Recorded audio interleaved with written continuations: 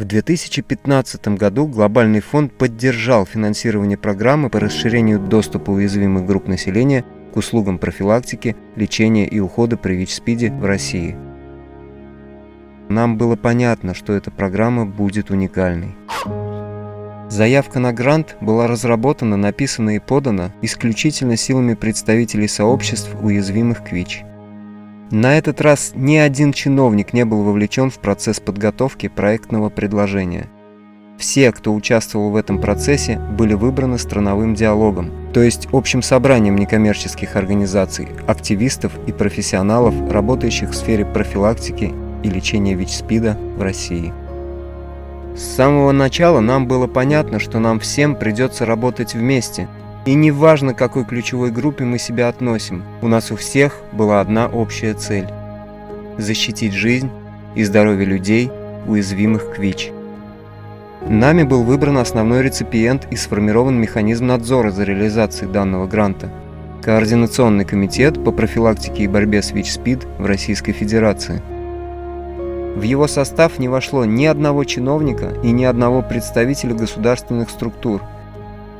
И все же мы победили. Заявка была поддержана. Основная функция Координационного комитета – представление и защита интересов ключевых групп путем единой координации программы, обеспечение качества проектов и услуг, а также ведение диалога с потенциальными донорами для финансовой поддержки программы. Масштабы проделанной работы впечатляют. Финансирование получили свыше 50 проектов из более чем 25 субъектов Российской Федерации. Мы сделали этот фильм для того, чтобы показать, как работают люди на улицах наших городов, пытаясь остановить эпидемию. Несмотря на то, что в России зарегистрировано уже более миллиона ВИЧ-положительных людей, власть до сих пор отказывается признать провал государственной стратегии по борьбе с вирусом иммунодефицита и даже отрицает наличие эпидемии, заявляя, что необходимые лекарства поставляются в нужном объеме. А тем временем пациентские организации продолжают фиксировать факты перебоев с антиретровирусной терапией для ВИЧ-положительных граждан России. Этот фильм – дань уважения тем, кто остался верен принципам гуманности и человеколюбия. Все организации, участвующие в реализации этой программы, проводили аутрич-работу. Работу на улицах, работу в поле. Аутрич – это не просто так. Это когда ты смотришь в глаза своему клиенту, когда ты точно знаешь, что происходит в его жизни, когда от твоих слов на 100% зависит его будущее, а честность и доверие рождает надежду и придает силу, чтобы жить или выживать. А еще, так часто бывает, консультант становится единственным человеком, с которым можно поговорить, с которым можно поделиться своей болью. Консультант – это тот, кто может выслушать, понять, помочь и поддержать от сердца к сердцу. Часто сюда приходишь? Ну, как По да, необходимости? по необходимости. Но в основном, да, часто. Понятно. Это большая помощь. В чем проблема купить шприц в аптеке? Ну, это денег стоит, и не маленьких.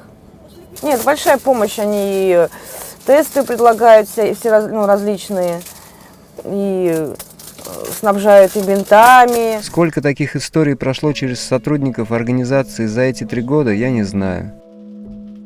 Сотни, тысячи судеб и человеческих жизней.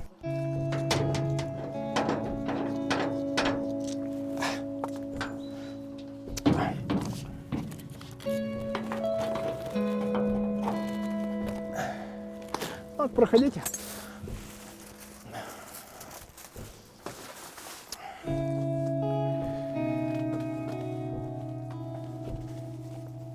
У меня участковый сжег мой паспорт первый, когда я освободился. Поджег у меня место, где я жил, и у меня сгорело вместе с документами. Ну вот, через дорожный район восстановил паспорт, сейчас вот бьюсь с работы на работу, как-то мыкаюсь, стараюсь подзаработать. Ну, так как я на ясность состою как ВИЧ положительный, то есть, естественно, познакомился с ребятами, с Ваней. Благодаря им вот держался, благодаря, конечно, Господу Богу, то есть как бы. Но очень часто к ним прихожу, то есть особенно когда зимой холодно, чаю попить. Поддерживают как могут, то есть морально, физически, материально. То есть, ну вот, я имею в виду, то есть как бы продукты где-то как-то, где-то деньгами могут помочь. Но очень-очень важна именно моральная Ванькина поддержка, то есть ребят, которые работают с ним. Меня зовут Радик, употреблял тяжелые наркотики с 95-го года. Сюда начал приходить, как бы, ну, с зависимостью я мог бороться, мне не хватало общения никакого с людьми. То есть с более, как бы, ну, здоровыми людьми, которые не употребляют. Вот так я появился здесь. Здесь можно как бы какие-то бытовые проблемы свои решить. Взять там, сдать анализы на ВИЧ, на гепатит. А одно время сотрудники правоохранительных служб отлавливали наркоманов возле аптек. То есть покупаешь шприцы, как бы не надо быть умным человеком, чтобы понять, для чего они нужны.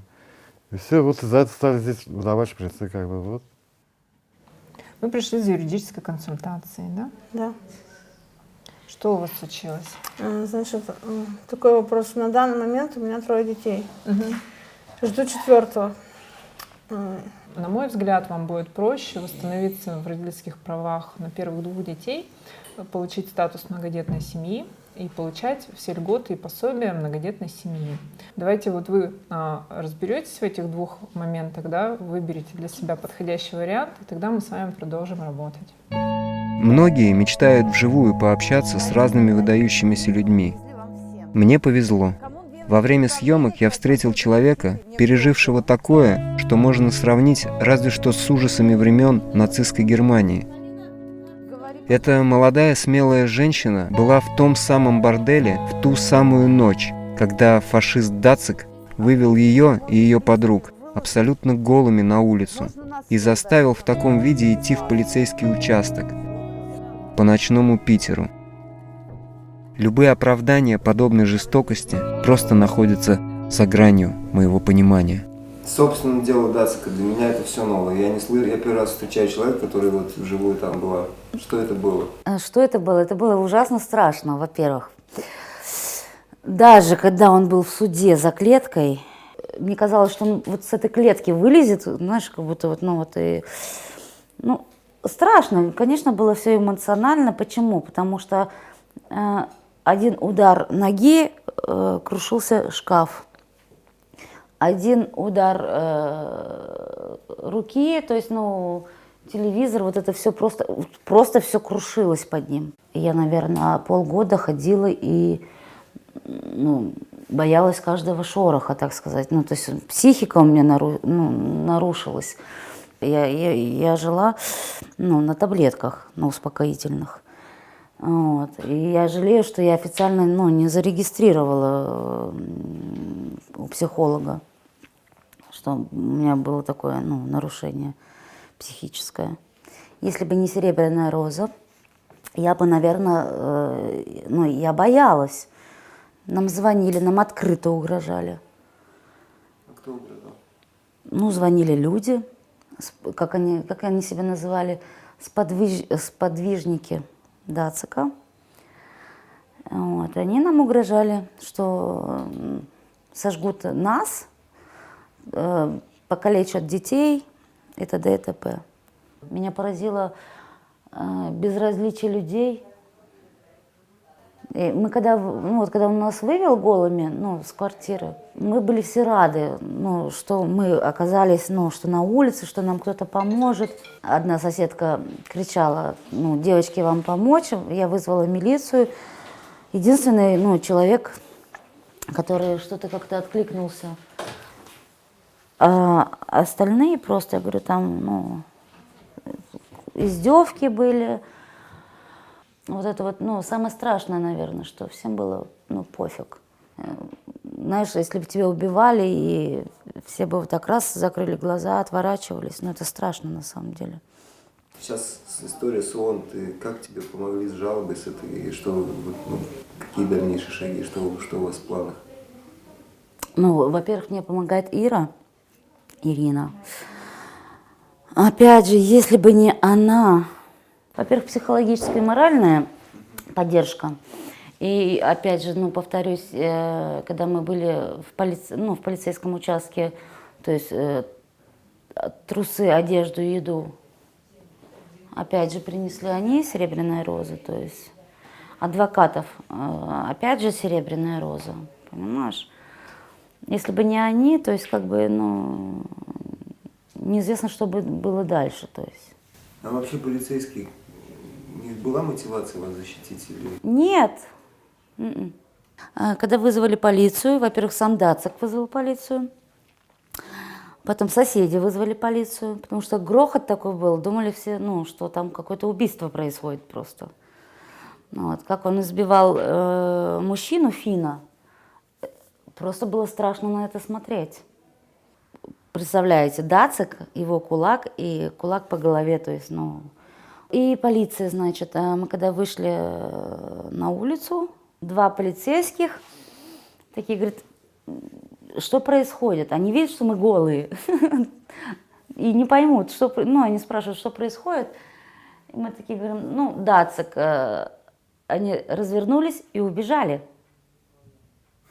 Просто развернулись и убежали, заблокировали двери, потому что некоторые девчонки захотели, ну, побежали, чтобы сесть к ним в машину. Они заблокировали двери, то есть, ну, чтобы никто не залез к ним в машину, не сел в машину.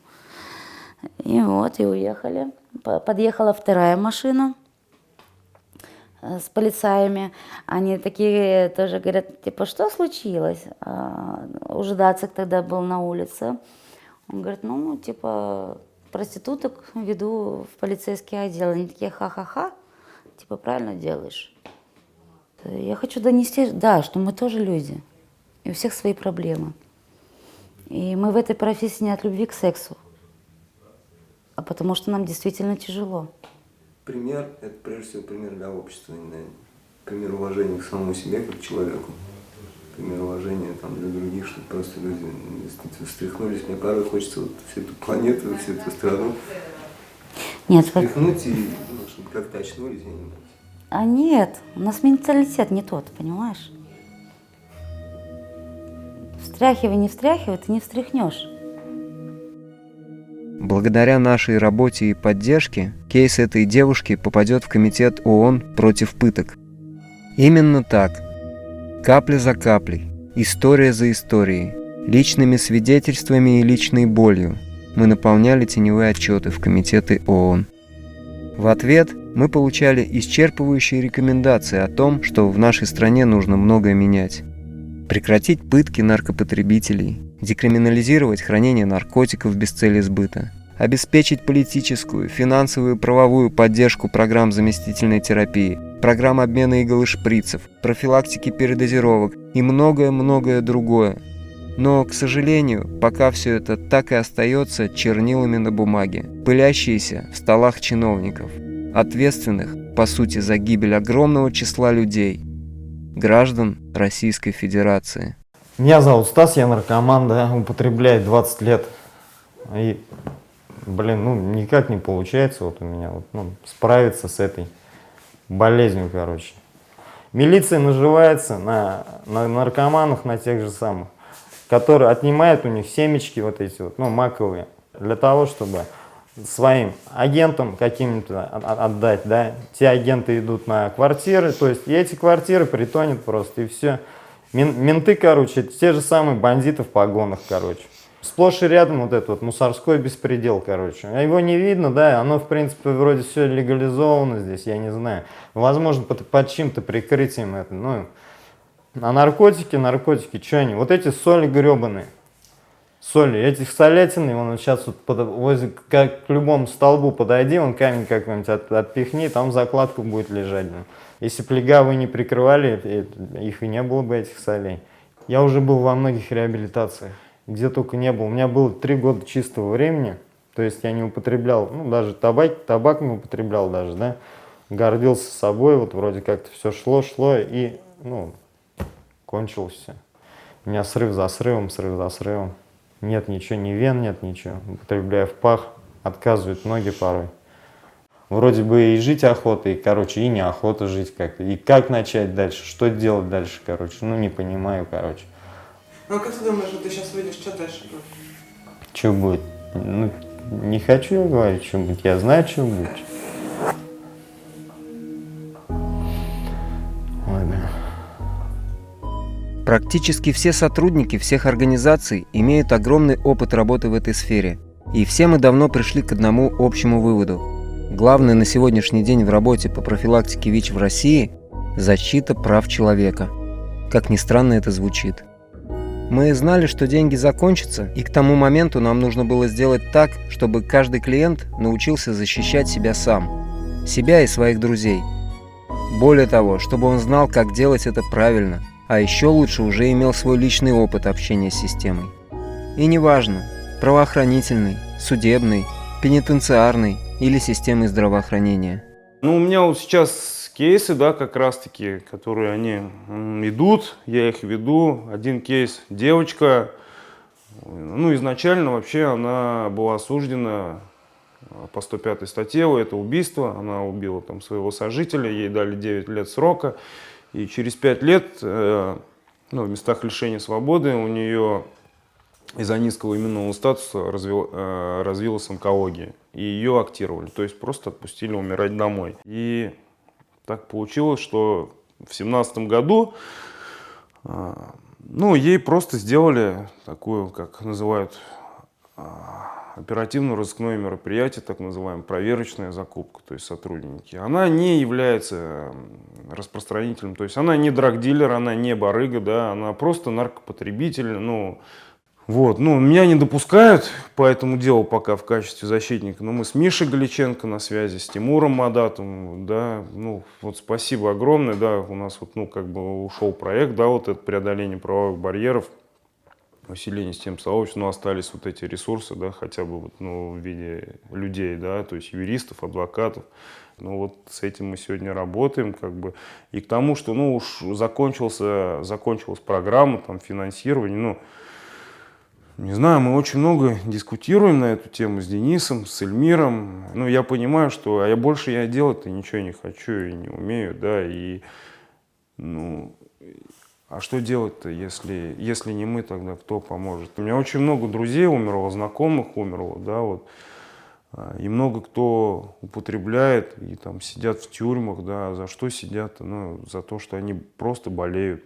Самое страшное, что здесь происходило за это все время, это когда мы с Фархадом по 8, по 9 часов умудрялись сидеть в ЦРБ с умирающим человеком.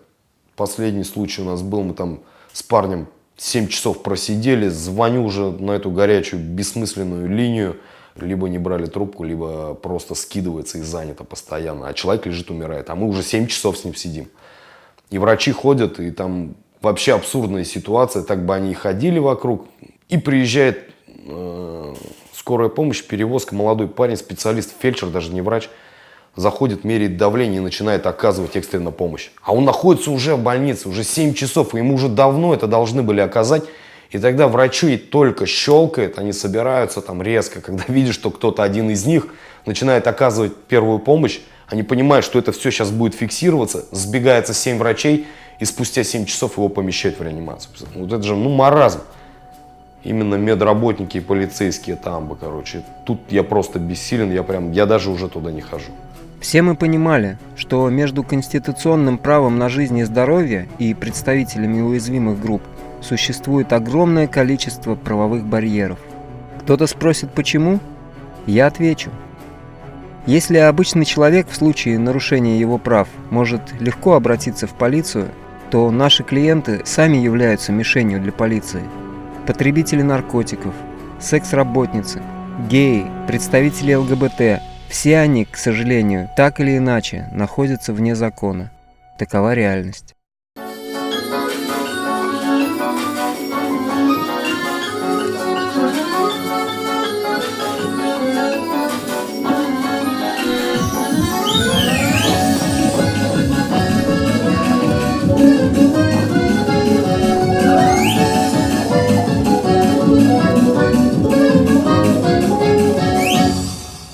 Слава, привет. Привет. Ты опять к нам пришел.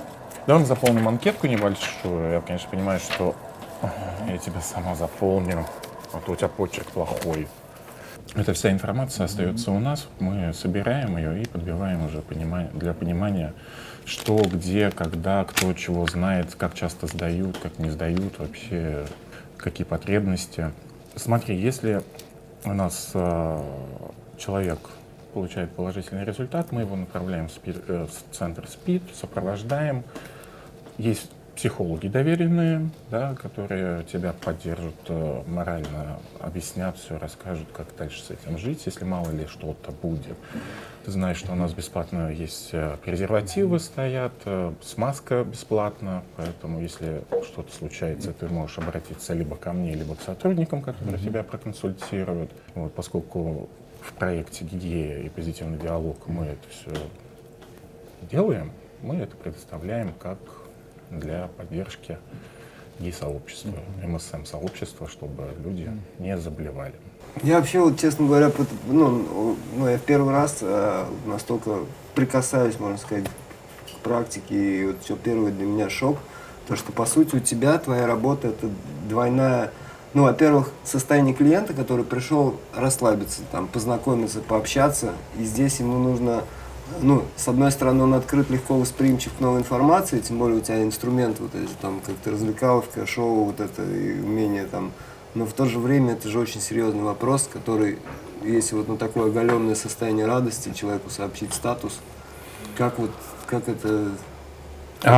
Люди воспринимают легче, да, когда идет веселье, потому что мы не говорим сразу о статусе. Идет шоу. Я говорю, что если кто-то хочет протестироваться, очень многие люди боятся тестироваться, потому что они не готовы. Они пришли в первую очередь правильно отдыхать. Их нужно подвести. И поскольку если бы просто я была бы в обычном, да, виде, как Аутрич сидела бы там, объясняла, люди бы проходили мимо. Я это уже проходила. А в процессе шоу я преподношу эту информацию, и людям становится интересно. Они, конечно же, потом подходят, говорят: да, мы хотим пройти тестирование, мы хотим узнать статус, мы хотим узнать какие-то вопросы, ответы на вопросы. И welcome. Когда какой-то результат, есть отдельная комнатка, куда я отвожу, объясняю все, чтобы человек, не при всех это было, потому что все равно, когда есть положительный статус, у нас люди иногда негативно к этому относятся. Я все объясняю, человек спокойно воспринимает. Были ситуации, когда воспринимали очень тяжело. Были. Иногда под утро уже выходишь такая вся измотанная и думаешь, куда податься, кому поддаться, потому что уже никого ничего не хочется видеть. Очень тяжело.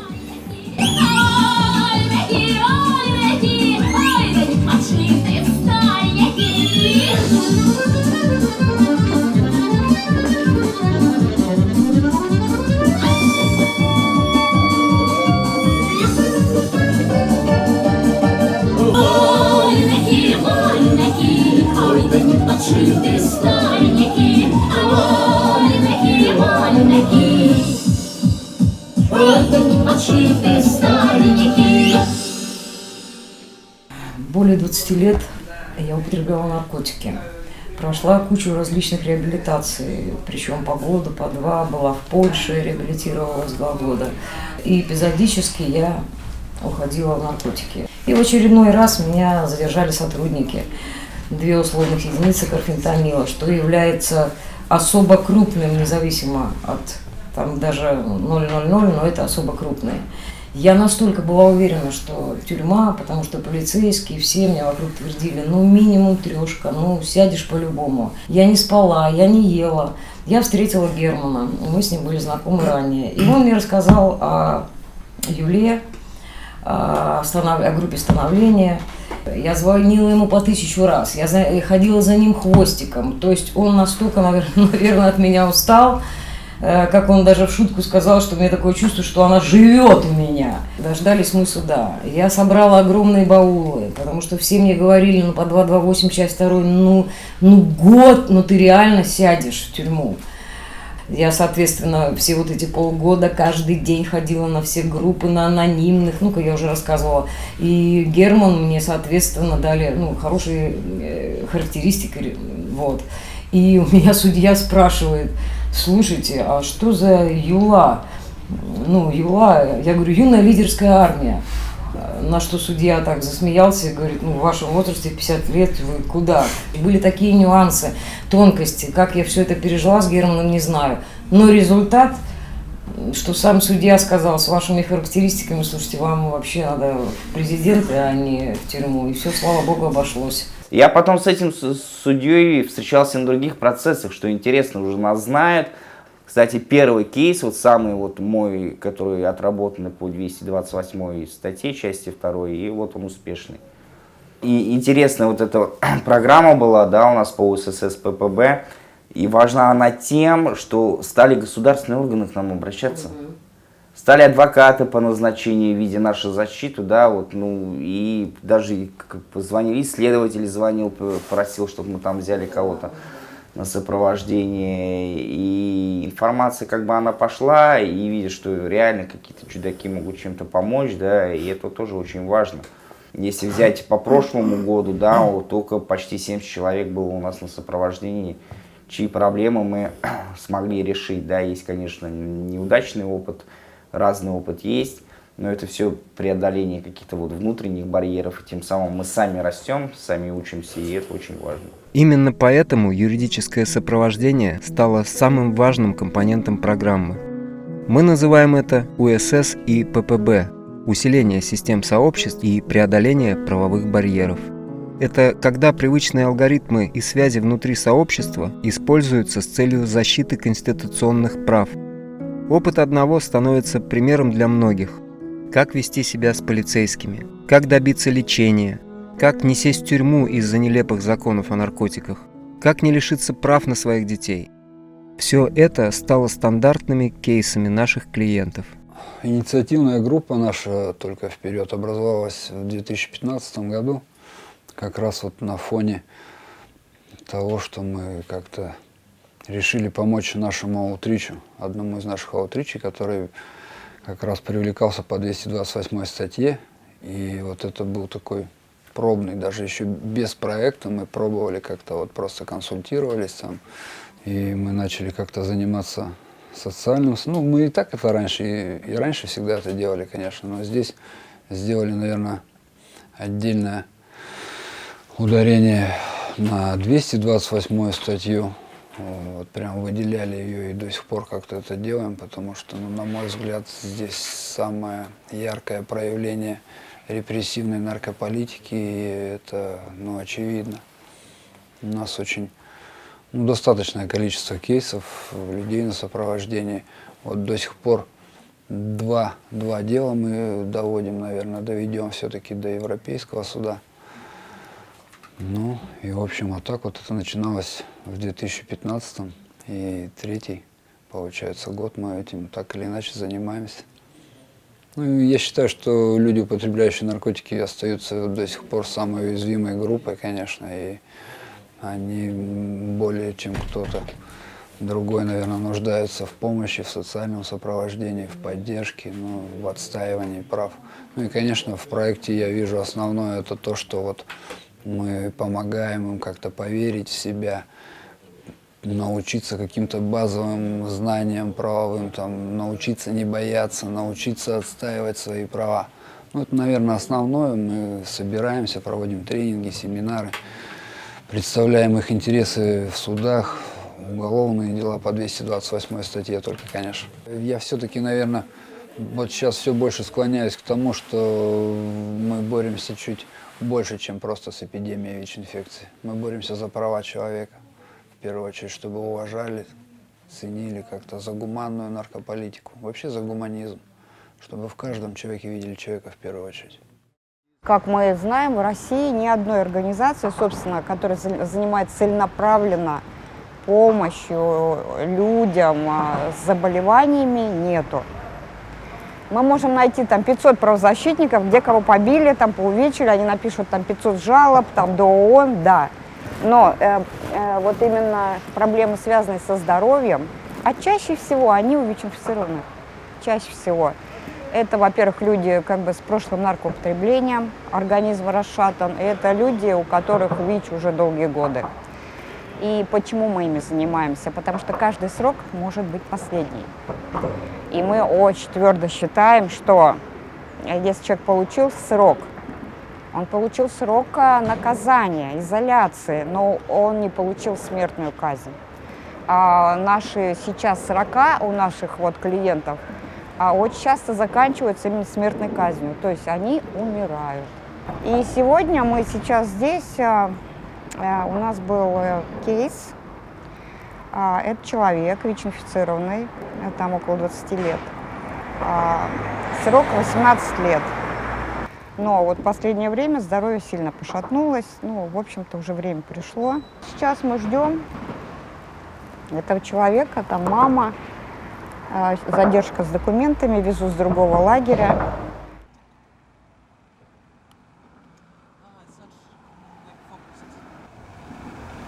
Ну вот досиживают, жизнь еле теплится, вот, да?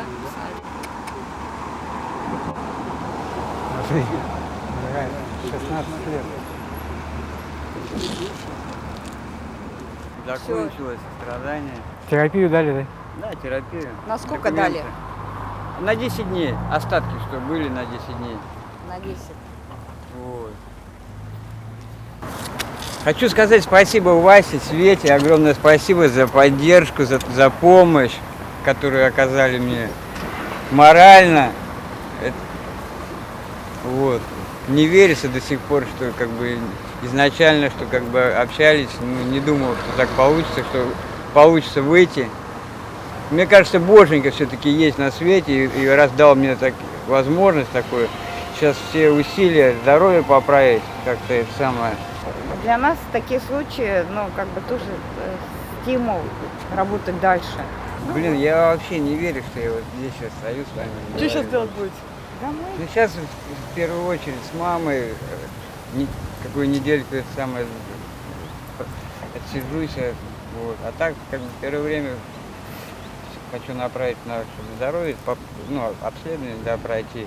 И самое первое, то, что касаемо работы. Все, давай. Еще раз спасибо.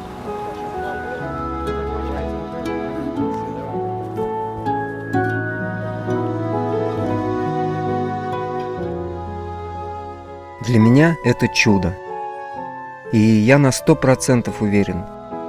То, что произошло и продолжает происходить с нами, это наша история. И сегодня мы ее пишем. Историю победы любви к людям над всем тем дерьмом, которого так много в этом мире. Однако и нас много. Тех, кто выжил. Тех, у кого желание жить победило страх и стало сильнее собственной стигмы.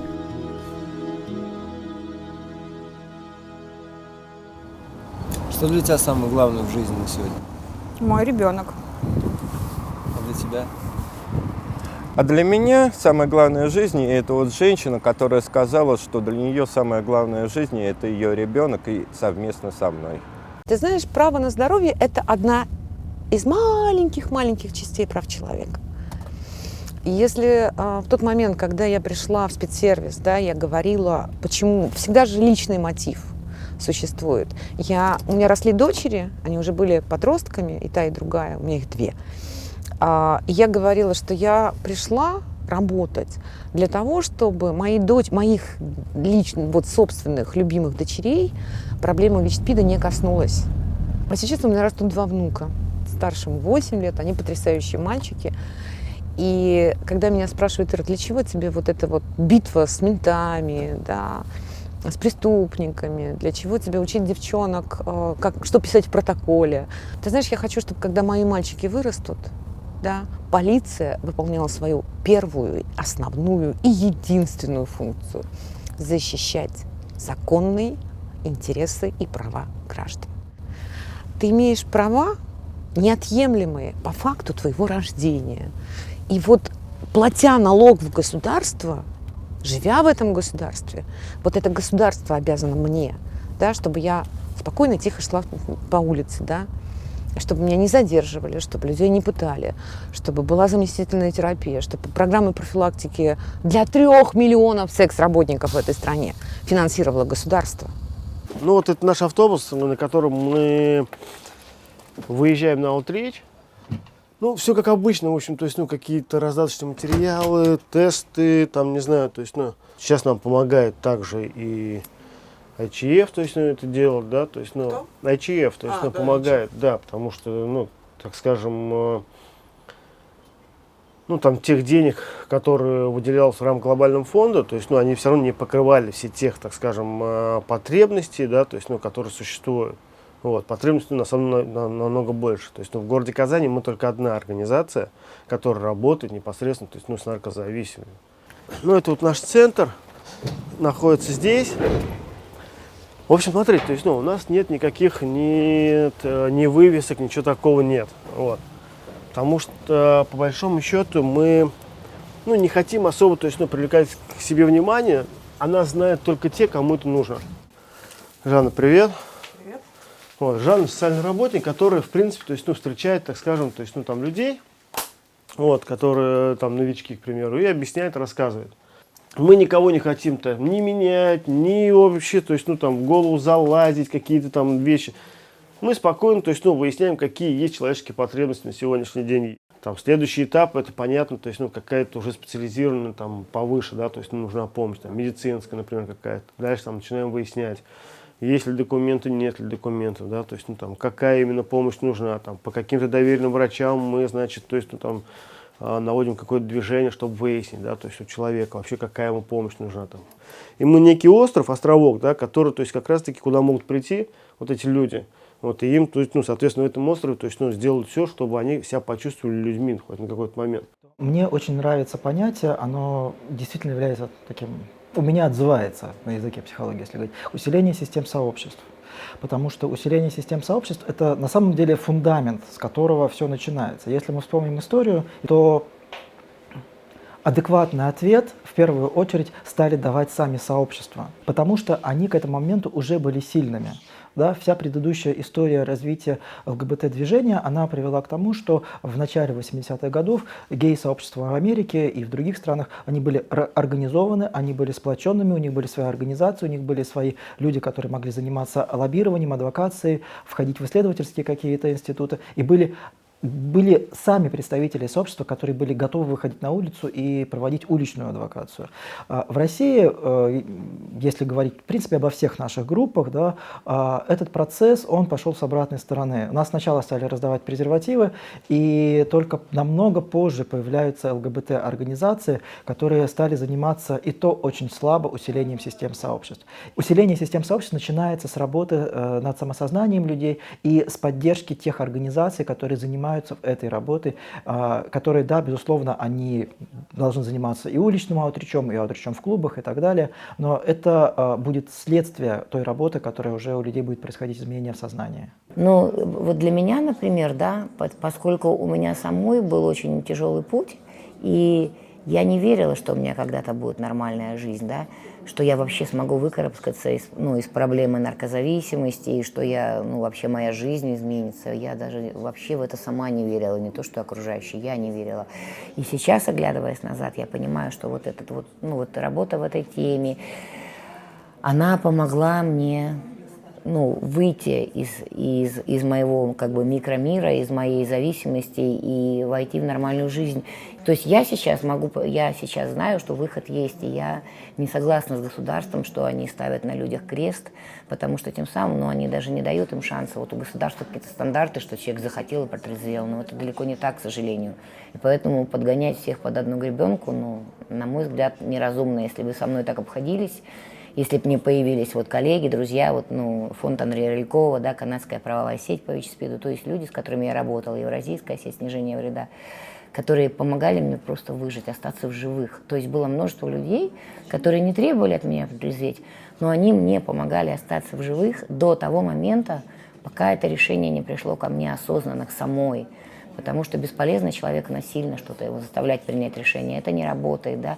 И я считаю, что наша задача, в чем она заключается, в принципе, помочь людям остаться в живых до той поры, пока у них не возникнет решение менять свою жизнь. Как только у человека у самого возникнет это решение без принуждения, я верю, что он ее поменяет. Мы встречались на форумах сообществ, которых было 7 за время программы. 2 форума людей, употребляющих наркотики, 2 форума секс-работниц, 2 форума ЛГБТ и форум людей, живущих с ВИЧ. Теперь мы можем двигаться в одну сторону, каждый на своем месте, независимо от любых организационных сложностей. Многие из нас стали профессиональными юристами, и благодаря канадской правовой сети по ВИЧ-СПИДу эти юристы и активисты создали группу технической поддержки. Юристы и координаторы группы состояли из профессиональных юристов и опытных менеджеров, большинство из которых сами являлись представителями ключевых групп. Благодаря усилиям этой группы уличные юристы получали помощь 24 часа в сутки, 7 дней в неделю, что включало и подготовку документов, и консультирование по правовым вопросам, и проведение тренингов, и вебинары на различные темы. Все это помогло настроить программу на принципы защиты прав и достоинства каждого представителя ключевой группы в работе над профилактикой ВИЧ в России. Я считаю, что борьба с эпидемией ВИЧ в России – это борьба с коррупцией. На сегодняшний день Россия достаточно обеспеченная страна, чтобы в полной мере закупать лечение для 100% ВИЧ-инфицированных в России. Качественное, брендовое лечение. Но мы идем своим особым путем, мы строим заводы, мы делаем какие-то абсолютно невыносимо некачественные дженерики. Россия закупает их по цене, приравненной к бренду. И я считаю, что единственное оправдание этому всему – это коррупция в том или ином проявлении. Но, к сожалению, видимо, кому-то очень выгодно, чтобы проблем было, проблема не решалась. Это, опять же, даже не столько потому, что кто-то берет откаты, а просто потому, что наша проблема настолько никому не интересна во власти, что эту тему просто, видимо, не принято поднимать. А где ее не принято поднимать, там начинают расти всякие схемы. Вот если отступить, то когда с врачами говорил, с многими, со знакомыми, они говорят: послушай, нам в первую очередь надо написать, заполнить все в карте для прокурора, а все оставшееся время мы потратим на пациента. Я говорю: а сколько остается-то? 2-3 минуты. А с другой стороны, законы какие-то изобретаются. Да? В той же самой 442 закон в социальных услугах, в соцзащите, да, вообще в социальной сфере, это вот по услугам. Вот эти услуги мы оказываем, эти не оказываем. Пришел человек, у него проблемы. Я могу эту услугу оказать, потому что она там тарифицирована, там это сделано. То есть не работают не работают с человеком, а работают с услугами. Это бред, я считаю, самый настоящий. Да, вот если это дипломатично так сказать, то, собственно говоря, это не борьба, это какая-то барахтание в каком-то болоте, из которого и хочется выбраться, и в котором тепло и комфортно, в то же время. Понимаешь, как-то так. За эти 3 года было сделано очень много. И я верю, что все истории клиентов, которые вы увидели, как и тысячи других, оставшихся за кадром, обязательно найдут свое продолжение. И для них в итоге все закончится хорошо. Ведь борьба со СПИДом в России – это гораздо больше, чем просто профилактика и лечение. Каждый из нас, те, кто работал все это время, много раз слышал в свой адрес что-то типа «запишитесь на прием», «предъявите паспорт и прописку», «простите, но ваша схема лечения закончилась», или даже «а вы знаете, что в России это лечение запрещено законом». К счастью, мы говорим по-другому. Молодец, что пришел. Я тебя понимаю. Мы обязательно что-нибудь придумаем. У тебя все получится. Недавно была вот эта вот встреча по интеграции, и вот я только там осознал самое огромное достижение. То, что люди из проектов стали участвовать в обсуждениях. И и в принятии решения. Образовалось сообщество, которое, ну, там, может что-то там, я не знаю, думать, как быть дальше, где взять деньги на программу снижения вреда. Вот. Это первое. Второе, это то, что образовались форумы, которые там что-то делают, общаются, ну, реально не за деньги, потому что, ну, вот в этих форумах им никто не платит денег. Это второй момент. И третий, это, наверное, то, что люди сохранили свои проекты и развивают их.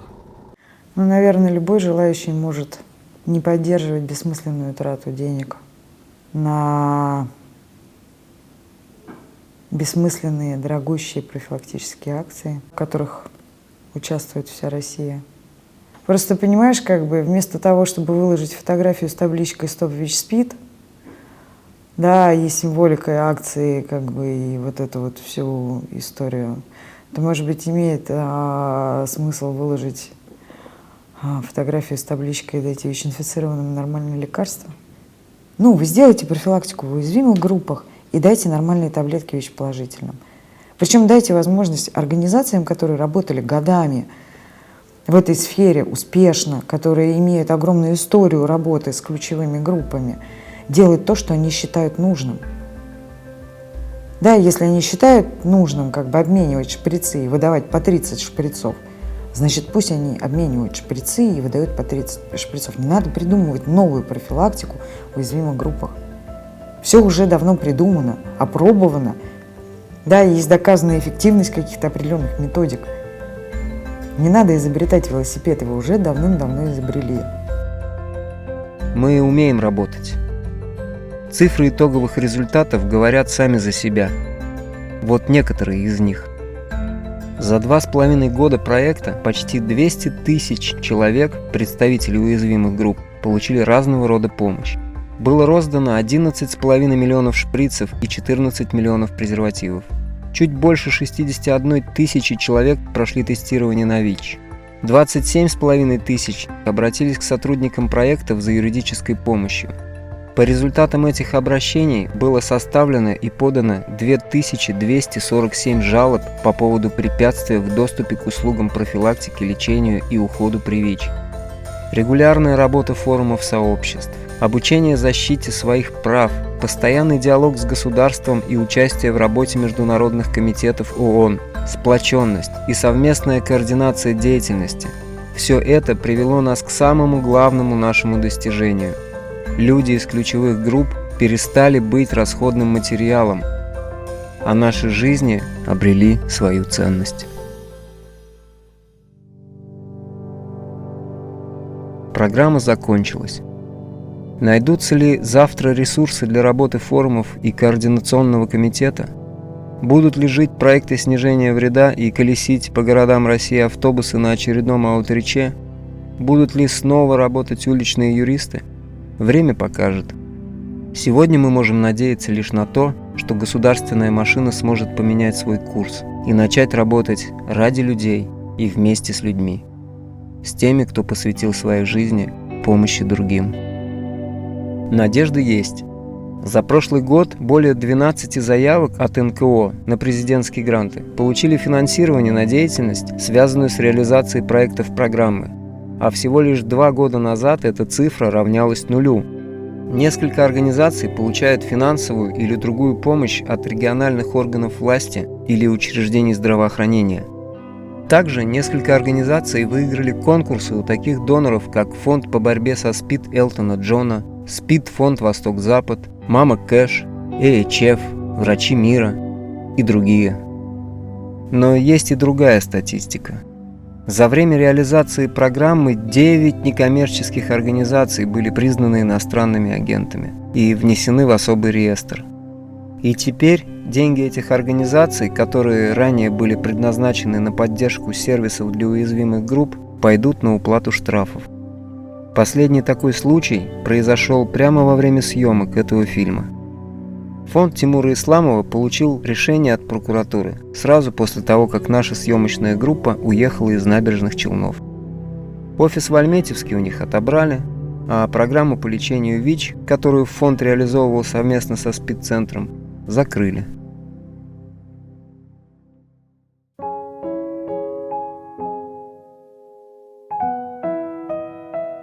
Я давно перестал искать смысл в том, что происходит в России. Нервы дороже. Многие мои друзья и коллеги поступают так же. Мы уже давно для себя решили, что хорошо, а что плохо. И когда я начинаю в чем-то сомневаться, я говорю себе так: делай, что должен, и будь, что будет. Вот такой он. Настоящий, российский, гражданский СПИД-сервис.